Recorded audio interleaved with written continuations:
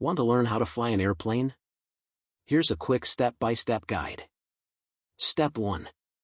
Perform a thorough pre-flight check. Inspect the exterior, check fuel levels, and ensure all instruments are functioning properly. Step 2. Start the engine by turning the ignition.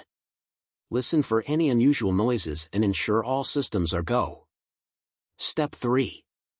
Taxi to the runway. Use the throttle to control your speed and the rudder pedals to steer. Follow the taxiway lines and communicate with air traffic control. Step 4.